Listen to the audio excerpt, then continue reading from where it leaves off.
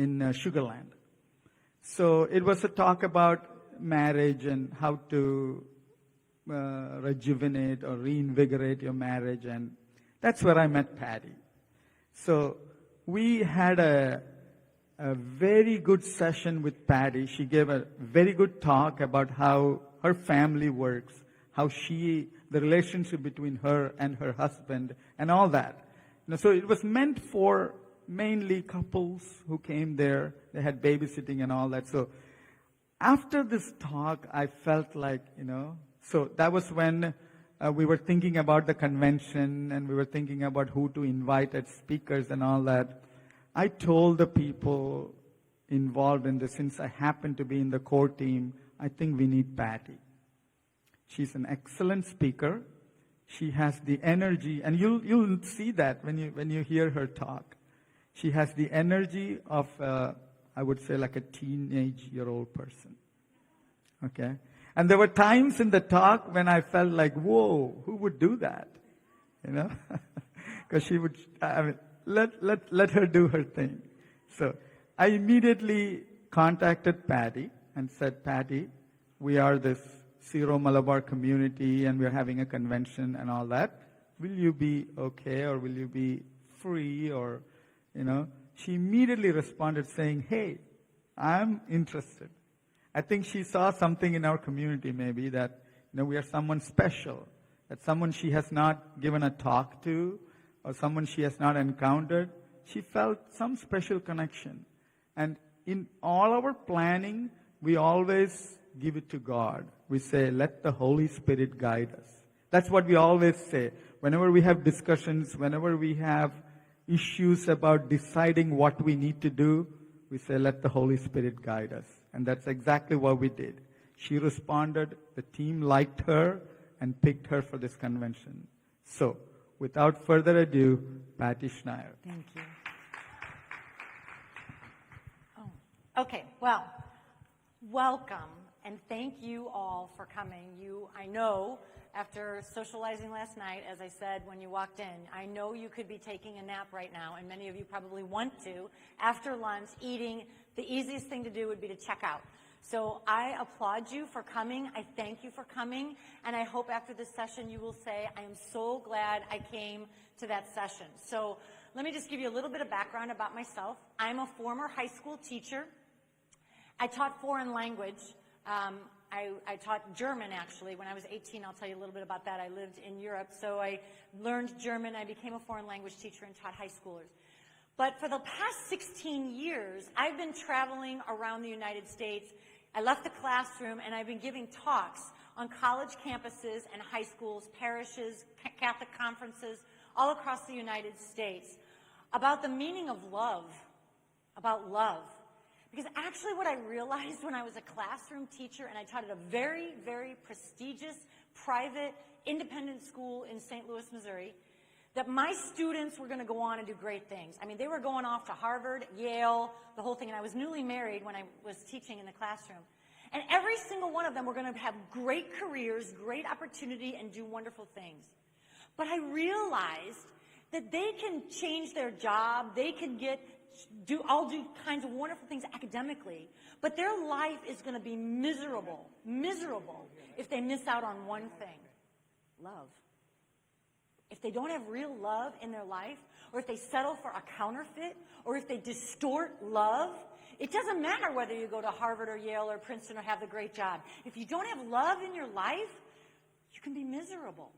And I found that many of my students were asking me, as a newly married woman, I was their teacher, I was only 22 years old, and they kept saying to me, Mrs. Schneier, how did you know? How did you know when you met your husband? How did you know that he was the one? How am I going to know when it's the right person? And I wanted to say to so many of my students, you know what? It's almost as if they thought that love was on the other side of this lake. And they thought they had to walk through the muck of a swamp to get to it. And a lot of them were getting dirty along the way. And I wanted to say to them, you don't have to walk through the swamp. You don't have to do that to find real love in your life.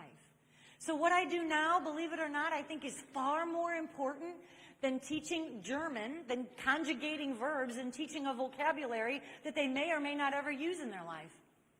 I want young people, whom I love dearly, to know what real love is, so that you'll want it, desire it, and be able to recognize it when you see it. It's almost like this. For example, if I had two $100 bills, and one of them was the real thing, and the other one was a counterfeit. Now, if someone would just show me those two $100 bills, and I didn't really know how to differentiate between the two, they look the same, they might even feel the same, I wouldn't know which one to choose. But if somebody, let's say from the bank, came and showed me how to recognize a counterfeit, had whatever it is that they write on it and show me, this is how you know it's a counterfeit. Well, and if I shared that with you, and all of a sudden then I show you the two $100 bills, which one are you going to choose? You're going to go for the real thing, right? You don't want the counterfeit, but you got to be able to recognize it. So that's what I want to be able to talk about today, what real love is, so that you will know in relationships as you go through high school, college, and into your young adult life, how to have good, healthy, happy, holy relationships that will lead to authentic love in your life. And to be honest, it doesn't matter whether your future in your culture is going to be somewhat of an arranged marriage, like Joseph just said. You still have to know what love is. You still have to fall in love before or after the marriage for it to last and to have happiness. And that's what God wants you to have anyway, right? Because what is God?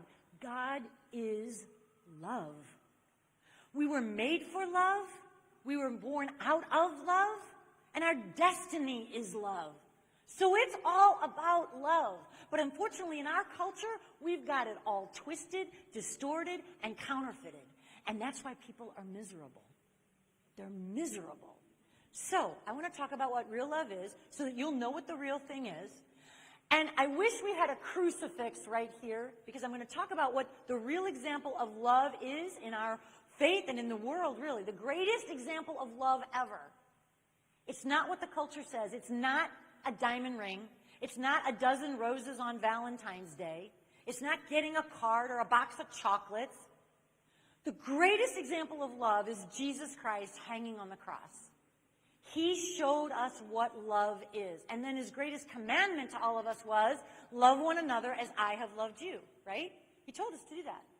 So how can we have that kind of a love in these relationships between man and woman? As you get older and you are searching for that right person, how do we know what real love is? I'm going to show you by exemplifying, showing Christ as the example, then how you can experience that in that relationship, the sexual relationship between man and woman. And then I'm going to show you what the counterfeits are and how they lead directly to a culture of death and misery and pain and suffering. Whenever we distort the meaning of love, it will lead to a distortion of the meaning of life itself, and it will lead to pain and misery and suffering. So that's what we're going to do, and I'm going to give you 4 words. These are the 4 words that actually changed my life. And when you leave here, I hope that these 4 words will sink in, all right? So we're just going to go through the 4 words, what the real thing is, how you can experience it, what are the counterfeits, and what does it mean for you, okay? First word of what real love is, the very, very, very first aspect, is that it must be free, freely given. This is so important. And right now I want you to picture, if you would, picture Jesus Christ on a big crucifix behind me here on this wall. Just picture what a crucifix would look like of Jesus hanging on the cross. Notice, if you think about it, visualize it, he could have come down from that cross, right? He was the Son of God.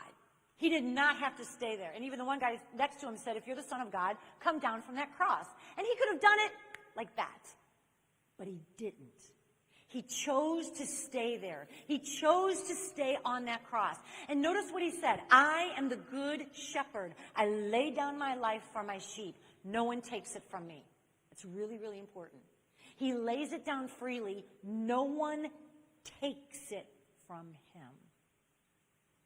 That's what real love is. It must be a freely given gift. Now, what does this mean in relationships that you may have and you may hopefully have in love? It's the same thing. It expresses the desire to be a gift to the other person. I want to give myself to you. Very important, first aspect. I want to be a gift. I want to give. I freely give myself to you. There's no taking. There's no grasping. There's no pressure. There's no manipulation, coercion. None of that is real love. It has no place whatsoever in real love. Real love must be a freely given gift. Okay, let's look at some counterfeits that are out there. I'm going to start with one that I think you can very easily recognize. The situation of rape. Is rape sex? Yes, it is. Is rape love? No. And it never can be. But why? You have to know, why is rape wrong? Because it violates the very first aspect of love, in that love must be a freely given gift. And again, notice how much pain and misery and suffering is caused in that situation, because the dignity of the other person is violated when it is taken, it is forced. That's why it can never, ever, ever be real love. But here's what you've got to know. Rape is not the only counterfeit out there. Any pressure whatsoever to engage in any sexual activity is not love. It's not the real thing. It never can be. Never. And this can come down as something as so simple as a kiss. I'm going to tell you the story of my first kiss. I will never forget it. Like most young girls, I was anticipating this beautiful, romantic sign of affection that you see in the movies, right? I wanted this great first kiss. Every girl dreams of her first kiss. Well, mine was nothing like it. We were at a party. We were outside. I will never forget this. The next thing I knew, and this is the only way I know how to describe it, is I had an alien tongue down my throat, and I had hands grasping all over me. And I remember just kind of thinking, oh my gosh. And I wish so badly at age 15 that I would have had the courage to say, what are you doing? Why are you grasping at me? It wasn't a freely given gift. And it left an impression on me. It was not what I had hoped for at all. It wasn't the real thing. It was awful. It was awful. But I know, girls, you know this because it happened. Girls face pressure from guys. Guys face pressure from girls. Girls, you may have a boyfriend say to you, come on, why aren't we doing this? You know I love you. Sweet talking you, saying this is the next thing. Or guys, you may have girls all over you, hands all over you, grasping all over you. This happens all the time. Whenever that situation occurs, you should know right away. There's pressure there. This is not a freely given gift. This is coercion. This is manipulation. That violates the first aspect of love. It's a counterfeit. It never can be the real thing. How does this lead to a culture of death? How does this lead to so much pain and misery and suffering? Let's go back to that counterfeit again of rape. Let's say a child is conceived in this instance. Now, you and I know that every single child is a gift from God, has the potential for life, is so beautiful in that child from the moment of conception. But in the mind of that woman who, let's say, was raped, will she easily be able to regard the life within her as this wonderful gift from God and a sign of love? When the child was conceived in rape? For her, it's going to be a lot harder. It's going to take heroic virtue for her to overcome that and see this child as a gift that can, of course, God can work all things together for good. And of course, this is a life that should never, ever, ever be taken. But do you see how hard it is for that woman to see that? For her, that child is going to become a reminder of a horrific event that never should have happened in the first place. That's why any woman who chooses life is a hero. is a hero in that situation. And she needs all the love and support that we can give her so that she'll be able to choose life. But what happened to her was not love. It violated her. But you, all of you in this room, you've got to be strong enough to stand up to any pressure whatsoever and know that it can never be the real thing. Stand up to it. Don't settle for that counterfeit. All right, second word. So we've got free. It must be a freely given gift, right? That's the first aspect of love. Do you all understand it? You all with me on it? Okay, second word, faithful. Now, in a foreign language class, I would say repeat after me. I got free, free. You say it. Free. Faithful. All right, second word is faithful. Very, very important. So important. Let's look to Christ. Think about, again, if there were a big crucifix right here. Did he say, I'll love you just for 3 weeks? Did he say, I'll love you just for 6 months? Think about it. His disciples all ditched him at the foot of the cross. Did he say, forget you guys, I'm going to get me some new disciples? No. His love was faithful until death. Until death. And notice the very last words of Matthew's gospel. He says, behold, I am with you always until the end of the age.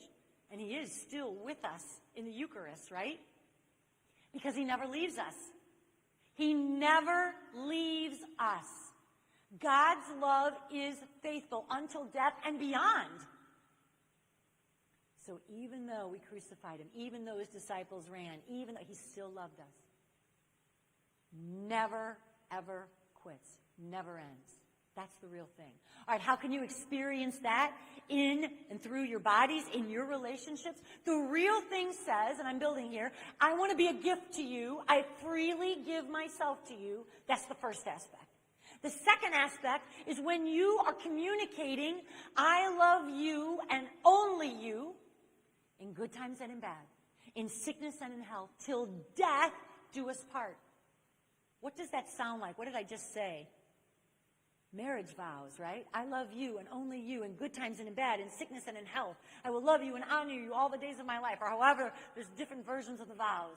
But it's basically the same thing, that promise for faithfulness. And that's the cornerstone of real love. Because let me say this, you were never, ever, ever, ever, ever meant to be used and discarded, used and discarded, used and discarded. You were meant for a one-flesh union with one person for life. For life. That's the real thing.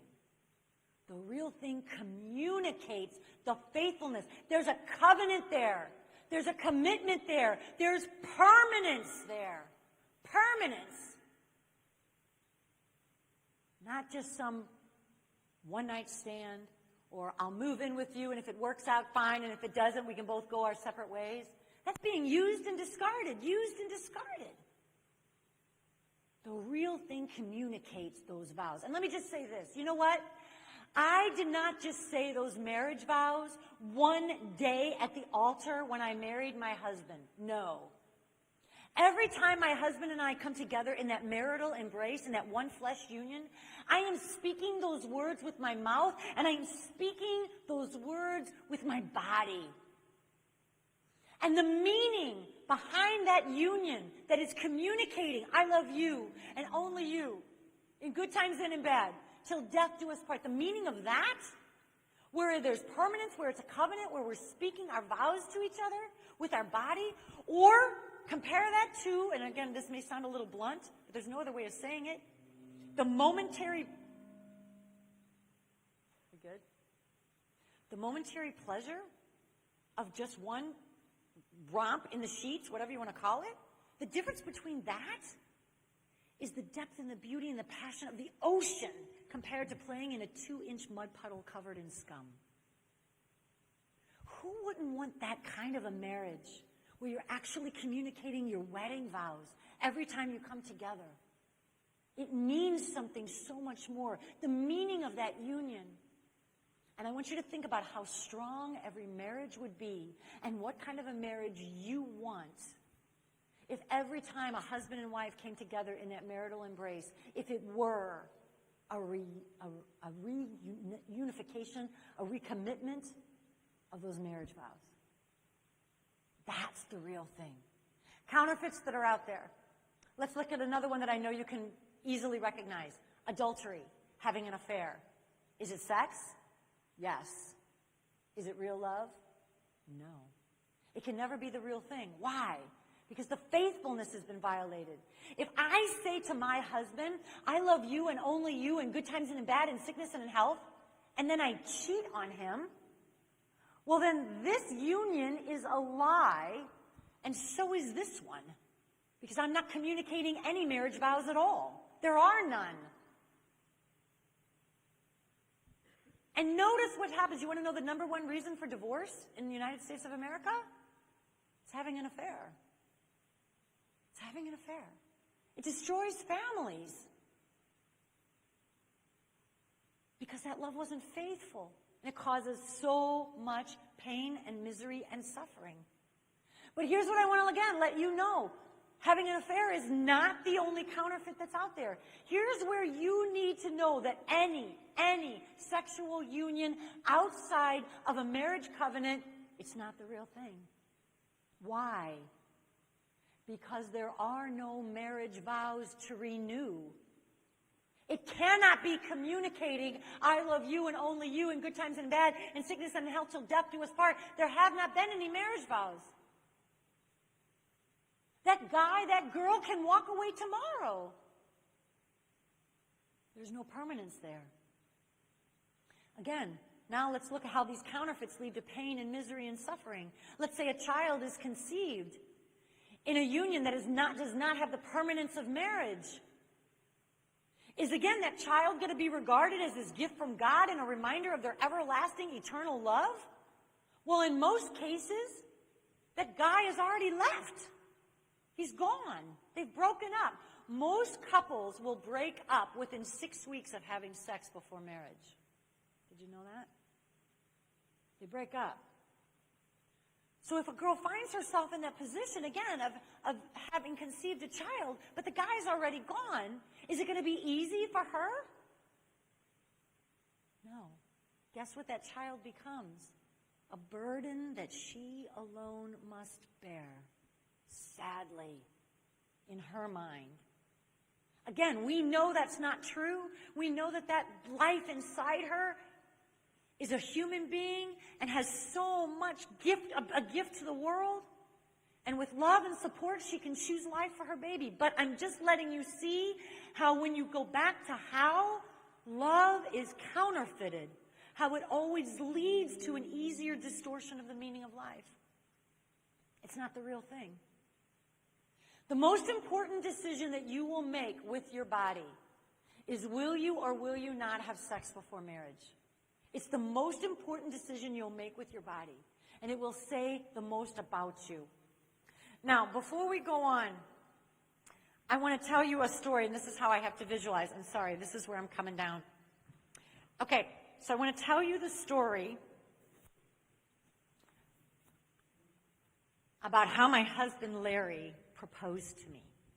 Okay, now I knew Larry since we were actually 14 years old.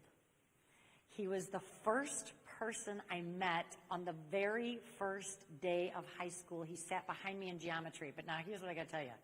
If you would have told me that this guy sitting behind me in geometry class was going to be my future husband, I would have said, no way. No way. I would not date him in high school. I would look at him and say, Larry, do not ask me out. I will not go out with you. I would come right out and say it all the time.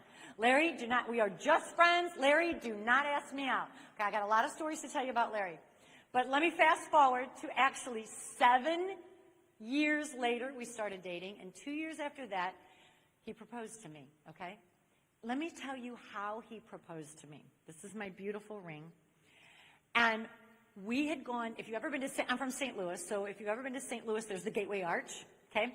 And underneath the Gateway Arch is called The Landing, and it's all these restaurants and nightclubs, and it's a great place. And what happened was, he says to me on this night, for the tourists all go on these horse-drawn carriage rides, okay? They have these white horse-drawn carriage rides. And he says, would you like to go on a carriage ride? And of course, my whole life I've lived in St. Louis, and I've never been on a carriage ride. And I'm thinking, yes, I would love to go on a carriage ride. So we get on the carriage ride, and as we're going past the place where we went on our first date, and I'll tell you about that later, we go past the place, and he whips out this ring in the middle of the carriage ride. And of course he says to me, Patty, I love you, and will you marry me? And you want to know what I did? I jump up in the middle of the carriage ride, and everybody on the streets, I'm going, he proposed! He just proposed! He proposed! And I said yes! I'm screaming at the top of my lungs to everybody on the street. I was so excited. And the driver just goes, oh yeah, that's what they all say. So this driver, of course, sees a proposal every Friday night, and I'm thinking I'm the only girl on the face of the earth that's ever had a marriage proposal on a horse-drawn carriage. But it was awesome, okay? So I just want you to know that every married woman, and you're a married woman in here, and if there's anybody else in this room who's ever been married, every woman can tell you exactly where she was when she was proposed. She will never forget it. Never. Never. Now, here's what I want to ask you. I'm going to use you. I shouldn't say that. I choose you. Okay, I'm going to choose you. Can you imagine if the love of your life gets down on one knee and says, I love you, will you marry me? Oh, by the way, this is the ring that I gave to my ex-girlfriend. No. No. Yeah, the night would end pretty quickly. She just said the night would end pretty quickly. Come on, if I said to you, come on, would you want the ring? No. I give this example, okay, and you're the young man that I get to pick on. Just so you know, don't ever do that, right? Don't ever, ever, ever propose to a girl and say, oh, come on. Maybe he'll say, it's just slightly used. Nope. Okay, right? It's just secondhand. No thanks. No thanks, no thanks. I give this example to thousands upon thousands of young women all across America. And there's not a single girl out there who wants a ring that was given to an ex. She doesn't want it. Not one. One girl, I remember, she's sitting in the back, she just goes, I'd slap him. And I think to myself, good, I hope you would. Right? Okay, so here's what I want to say to all of you. Do you not realize that the gift of yourself, the gift of your body, is far more precious than any diamond ring that money could buy? You are worth far more than this ring. Way more. And the gift of yourself, your body, that you will someday give to your future spouse is the greatest gift that you can give. So I ask you, do you want to be secondhand? Already given to an ex? Slightly used? You know in your gut you don't want a ring that's already been given to an ex. What I want to say to all of you is think more of yourself and know the gift that you are.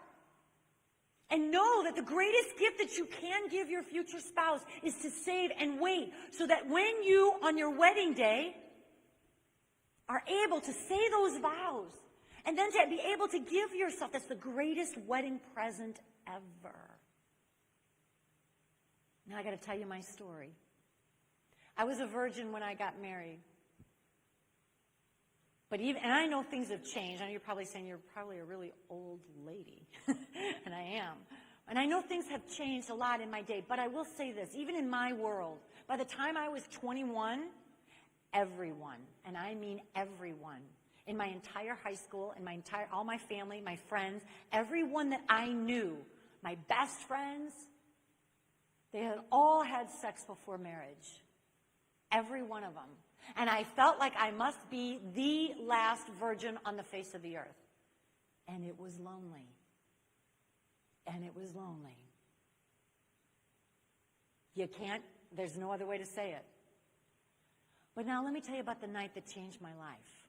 I told you I met Larry when we were 14. I told you I wouldn't date him in high school. 7 years later, I'm 21, almost 21, he's 21.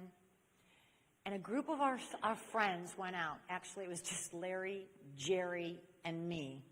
He felt sorry for me. I hadn't been out in a long time. And I said, I won't go out with you by yourself. He goes, well, what if I get a group together? I thought, okay, well, that's safe. So I said, okay, if you get a group together, I'll go out. And then when he comes to pick me up, I go, well, where's the group? And he goes, well, all I could get was Jerry. I'm like, great, me, Larry, and Jerry. I mean, it was, okay. And you have to know this. Jerry is socially awkward, very socially awkward. So here we are in the middle of drinks down on the landing at one of the bars. The music's playing. We're having a great time, right? And Jerry talks like this, and this is the truth. He talks like this. And he says, in the middle of having drinks on a Friday night, he says this question to me. So, Patty, what do you think about premarital sex? And I looked at him and I said, Jerry, you are such a loser. I said, you don't ask somebody that question on a Friday night. And he asked it again. What do you think about premarital sex? And I just thought, oh my gosh, get me out of here. But I'll tell you what, because I told you, like I said, I thought I was the last virgin on the face of the earth. And I had gone off and lived in Europe, and my friends, and I'd met so many people that had said to me, how can you not do that? And so I felt so awkward. I remember I lied. And I just said, well, I guess if you love the person. I guess if you really love the person, and if you're going to get married, then I guess it would be okay. Because that's what all my friends told me. Well, we're going to get married. We're going to get married. So I said, if you love the person and if you're going to get married, I guess it's okay. And here's what Larry did. I'll never forget it. He sets his drink down. He looks straight ahead, looks right at me, and he goes, not me. I'm looking for an old-fashioned kind of girl. And my little heart just started beating faster. And I'm not kidding you. All of a sudden, I thought, that's me. I am that old-fashioned kind of girl, but I didn't want to admit it. And then all of a sudden, I saw Larry Schneier. I'm thinking, who is this guy? Larry Schneier. And all of a sudden, I start asking him questions like, where are you working? You got a car? Really? I just started asking him all kinds of questions the rest of that night. And we just started talking and talking and talking. Okay, here I'm going to tell you the rest of the story because this is kind of funny. So he'd been my friend for 7 years, right? We'd gone to high school together. He was just Larry. So he takes Jerry home, drops him, and of course, we had always just done the friendship hug. See you later, yeah, bye, right? So you want to know what I did? He drops me off, and I grabbed him. I plant a kiss on him, and then I shove him, and I slam the door in his face. And I'm on the other side of the door, and I'm going, oh my gosh, I just kissed Larry Schneier. Why did I do that? I should not have done that. And he's on the other side of the door going, what the heck just happened? So that's literally how our relationship started, okay? Not planning it, not wanting it. He had been a friend forever. But why am I telling you this story? For 2 reasons. The number one quality that I saw in my husband that made my heart leap was I respected him. I respected his answer. I respected his values. I knew what kind of a guy he was. The other reason is because I knew I could be myself. I wouldn't have to pretend. I wouldn't have to try to be somebody that I'm not. And why do I tell you this? Because you need to find out. You need to find out with anyone that you would consider spending time with, that you want to get to know in a future relationship. You need to find out early, within 2 or 3 dates of whether or not that person shares your same values. On college campuses especially, you've got to find out very early, because otherwise that person is not worth your time. So, okay, back to our words. Free, say it. Oh, come on, louder. Free. Thank you. Faithful.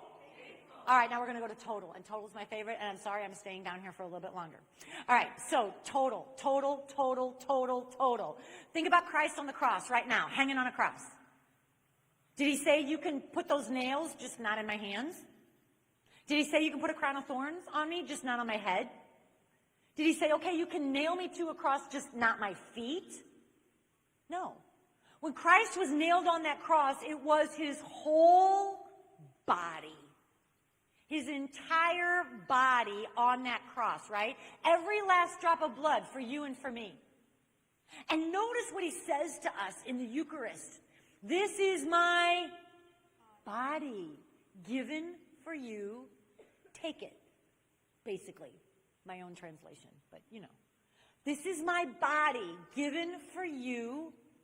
Take it. That's love language. Those are the most beautiful, loving words ever spoken on the planet. This is my body given for you. Take it. That's how much God loves us. But here's my question to you. See, we want to mirror that.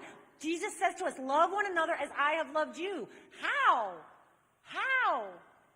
Same words. This is my body given for you. Take it. See, our marriages, that sexual union, is to be a true union and communion of persons where you are freely given. I freely give myself to you. I love you and only you in good times and in bad, in sickness and in health, till death do us part, right? There's the faithfulness. And then you are able to say, this is my body given for you. Take it. Larry, my husband, he gets my eyes, my ears, my nose, my heart, my lungs. He gets my good days, my bad days, my crabby moods. He gets it all. That's what real marriage is. He gets it all. Now, I'm going to show you something. Again, I'm going to choose you. Just hold this for me. Thank you. And this is what you'll probably remember more than any other part of the talk. But this is what I tell and show people all across the United States of America, because I'm a fool. I'm a total fool. I have flabby arms. I hate my arms. They wiggle and they jiggle. And I'm up every morning at 5:30 and I work these arms. I'm not kidding you. I work them every morning. And one time when I was about 12 or 13, my dad, not meaning any harm at all, says to me, "Oh, Patty, you've got nice, soft, squishy arms like your mother." And I remember thinking, I don't want nice, soft, squishy arms like my mother. So I'm not kidding you. I know every exercise, and I used to coach gymnastics. I can spot, I can lift, I am strong, but I still have this flab down here, and it wiggles and it jiggles, and I absolutely hate my arms. Now, I would love to be able to say to my husband, I want to be a gift to you. I love you in good times and in bad, in sickness and in health. This is my body given for you. Take it. But please don't touch my arms. But that wouldn't be a total gift of self, would it? No, it wouldn't. My eyes, I always wanted to be blonde with blue eyes. My eyes are a brownish, greenish, goldish, pukish color. I have the color eyes of vomit. Look closely. It really is. She's laughing. Yes, I do. Seriously. I wanted to be blonde with blue eyes. They're gross. They're greenish, goldish, brownish. I would love to be able to say to my husband, I love you. I want to be a gift to you. But please don't look into my eyes. That would be absurd. It wouldn't be a total gift of self, would it? No. Right now I'm putting my sweater on so you don't look at my arms.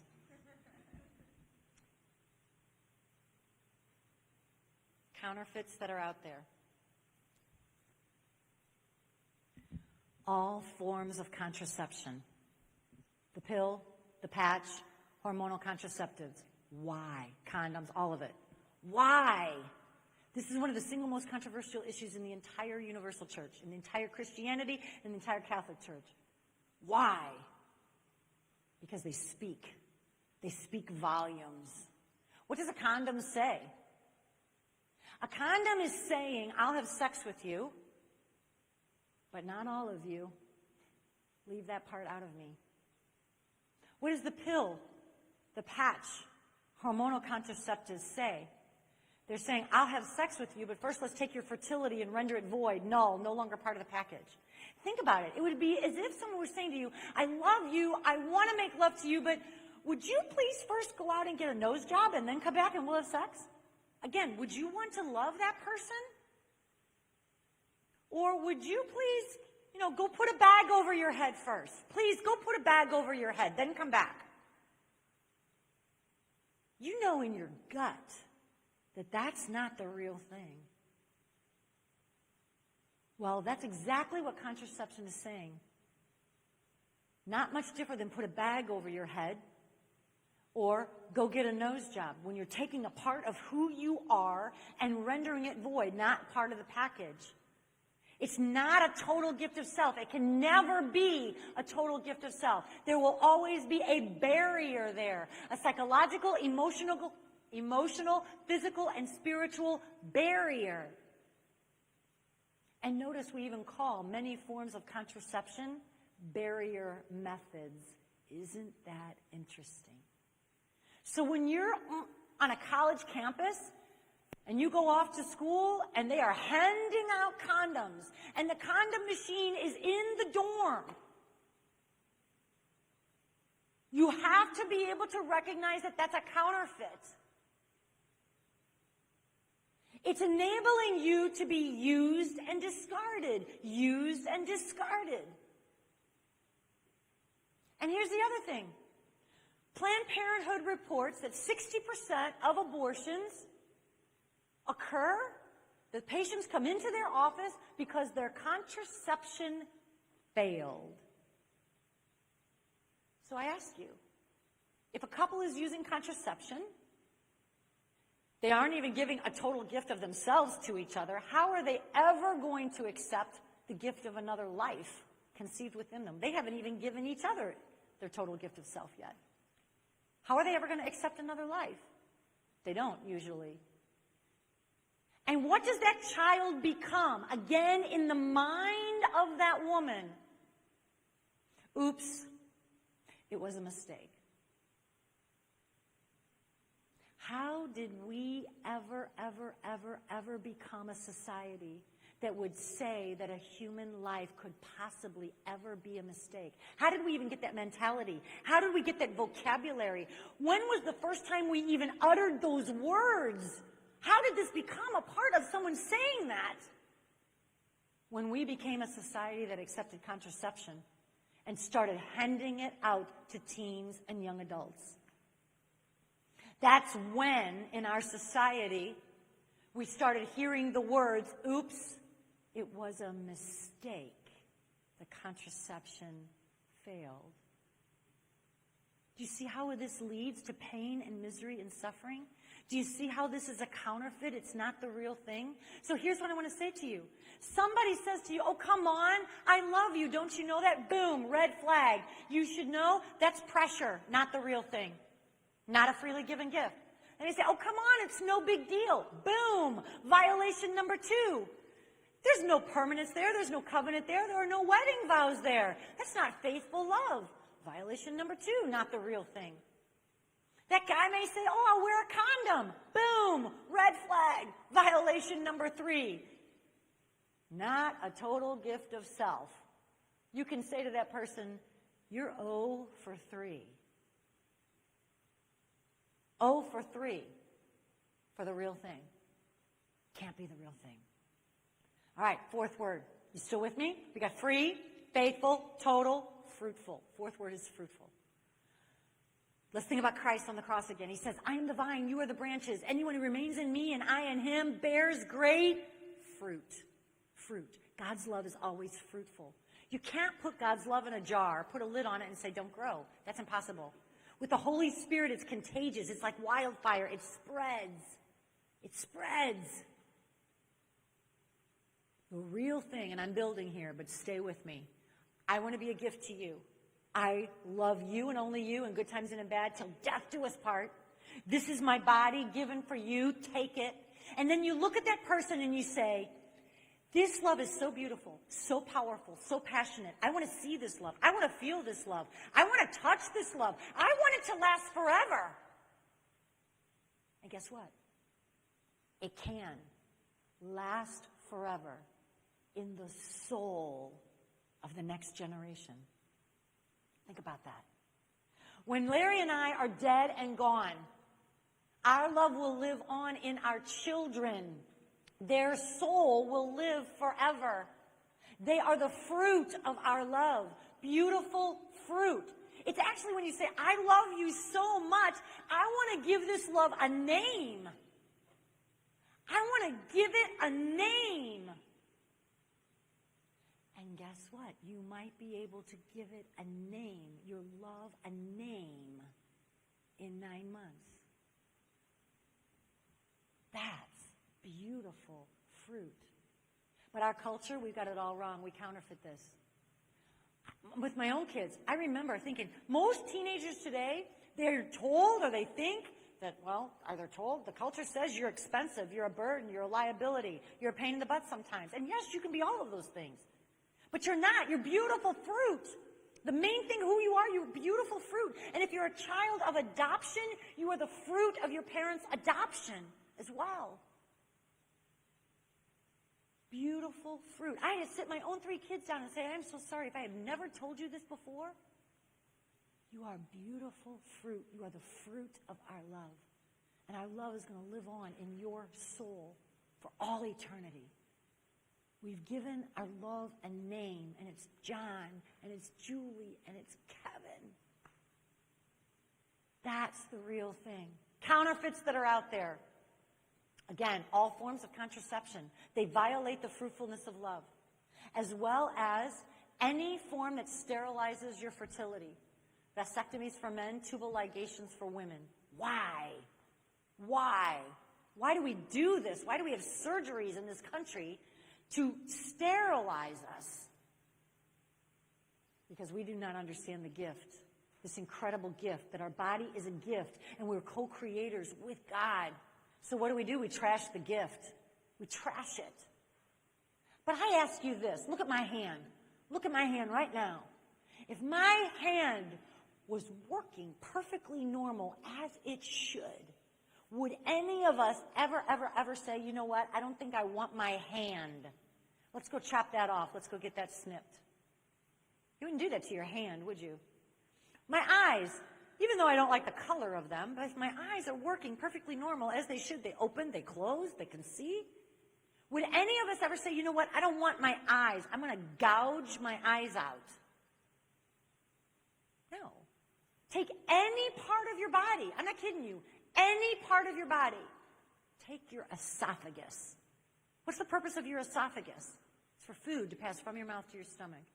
Would any of us ever say, you know what, I don't think I want food to pass from my mouth to my stomach. Let's go get that tied. We wouldn't do that. We wouldn't do it to any part of our body. And yet we do this to women all the time and to men all the time. Women get their tubes tied. Men get vasectomies. Why? Why do we do this? Because we don't understand. If we would do it to any other part of our body, we would call it self-mutilation.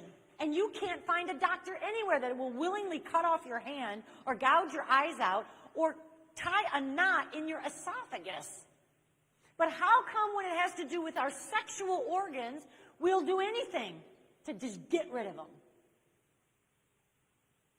You see the counterfeit?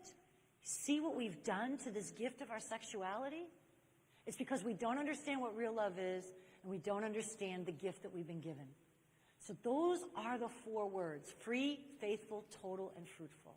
That's what the real thing is. It will always be. And if any one of those 4 are missing, it's not the real thing. All right, final thoughts. I just want to say, oh gosh, and I know I've gone too long, but 5 minutes. Okay. What I want to tell you is this. For many of you right now in this room who want to save yourself, who want to find real love, I would recommend, of course, I can only speak from my own experience of knowing someone as a friend and building that friendship and having the respect and the common values. And the prayer life and the faith life that we have together has been beautiful. We've had true unity in our marriage. But for young people right now on high school and college campuses, especially since most of you in this room are women, I want to say this to you. There are 2 big threats to your purity. The first is your environment, where you allow yourself to go. And the number 1 influence in that environment is alcohol. More girls, more young women than anything else will lose their virginity, good girls, girls who want to wait, who want to find true love. But I'm telling you this right now, when alcohol is a factor, or the environment that they place themselves in, and they allow themselves to go into that dorm room with a guy by themselves, or in a car, whatever it is, and there's alcohol involved, I can't even tell you how many women will wake up the next morning and they don't even know if they've been a victim of date rape. They don't even know it. They're so drunk the night before, they can't remember. But they wake up thinking, oh my gosh, I think I've just been violated. You have to be strong, and you have to stand up to the pressure, and do not allow yourself to go in an environment that will compromise your purity. Remember, it's the most precious gift you have for your future spouse. The second thing that I will urge you to guard is your modesty. And all of you are dressed so beautifully modest. You all are. But I know the temptation for the prom dress, at the beach, whatever it is, I know it. And I say to young women all the time, if, let's just say, for example, you are getting dressed in your room, and you happen to be in your bra and your underwear, and a guy walked in, what would you do? You know exactly what you do. You'd go, ah! Why? The body is good. It's not that your body is indecent. Your body is good. Why do we instinctively cover up? Why? Because without even thinking, in a millisecond, ladies, you know, I cannot trust that guy that just walked in. This is what your brain is doing. You don't even realize it. He might actually look at me as an object of lust, and I was never meant to be an object of lust. So what are you doing? You're protecting your body because it is so good and the crown of creation. So if you wouldn't do that for one stranger, why do so many young women dress in something similar or far less at the beach where there are thousands of eyes, strangers, that could look at you in a way that is not of your dignity? So I want you to think about that. Be very, very careful. You have to be smart. Think classic. Think elegance. Guard your purity. There are a few men here in this room. I will say the biggest threats to your purity are masturbation and pornography. They destroy you as a man and prevent you from loving your future spouse rightly. And it's so easy with a click of a mouse to become bored with an image of a woman in front of your face. It's already adultery with the eyes, and there's no way that your future wife will ever be able to live up to those images, and she will know, and it's poison in marriage. So those are, briefly, because I'm out of time, and I wish I could spend more on both of those topics, but I want to just put out those warnings for you to guard your purity with your life.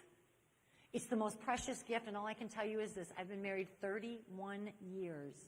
And Larry still looks at me and says, I am so glad you are the only woman I have ever loved. And I can still look at him and say, I am so glad you are the only man that I have ever loved. It's worth the wait. Know what the real thing is. Free, faithful, total, and fruitful. And don't ever settle for a counterfeit. Thank you very much.